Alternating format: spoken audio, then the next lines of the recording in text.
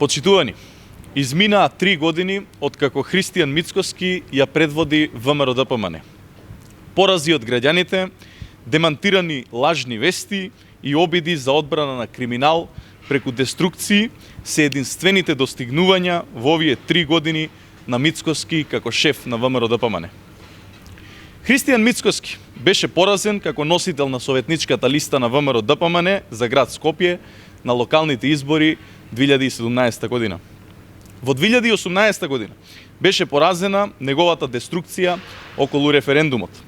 Во 2019 година неговата кандидатка за председател беше поразена на председателските избори, а тој ги загуби и предвремените локални избори за градоначалници на општина Охрид и Ново село.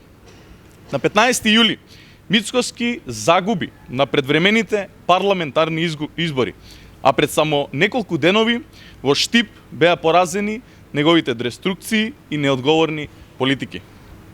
Освен поразите, Мицкоски за овие 3 години ќе биде запаметен и по лажни вести што свесно ги ширеше. Мицкоски лажеше дека мигранти ќе се населуваат низ македонските градови. Лажеше дека ќе се редефинира уставниот поредок.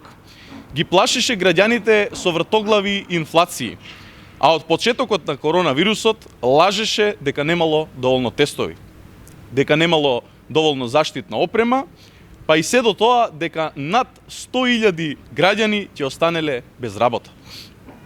Лажеше Мицкоски и дека во Софија ни се распарчува државата, дека ги губиме македонскиот јазик и македонскиот идентитет. Ништо од се ова не е вистина. 3 години Мицкоски на чело на ВМРО-ДПМН, 3 години порази, лаги и деструкции. Ниту еден проект, ниту една идеја што е во интерес на граѓаните и државата. Затоа нека не се чуди Мицкоски зошто е во опозиција. Со ваквото негово однесување уште многу долго тамо и ќе остане. Ви благодарам.